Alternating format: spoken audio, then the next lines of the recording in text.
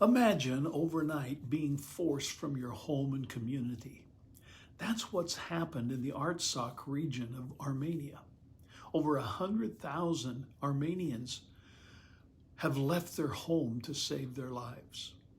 This territory has been a hotbed of dispute for years, and recently Azerbaijan forcibly drove Armenians out of the region.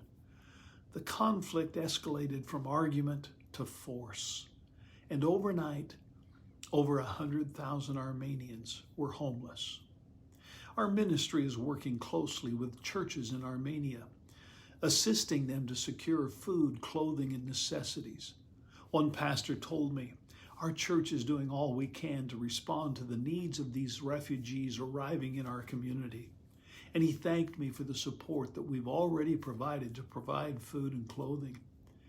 As I listened to him, I discovered that the refugees, regardless of their faith background, are confused, they're discouraged, and they're questioning why. What's next? How are we going to survive? Suffering always encourages these questions. We know that suffering exists in our world.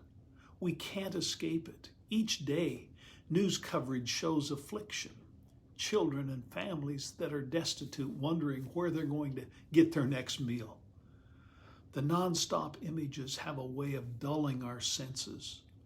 We can unconsciously inoculate our emotions triggered by misery, convincing ourselves that these are people in other parts of the world. It's easy to allow distance to dilute our despair and our responsibility.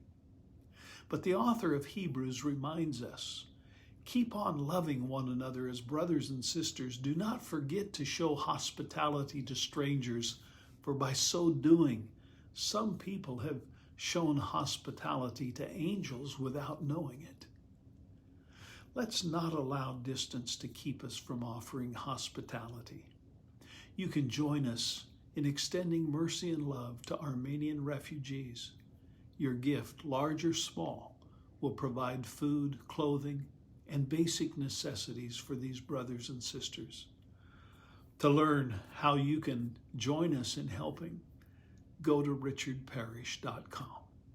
That's richardparish.com. Thank you.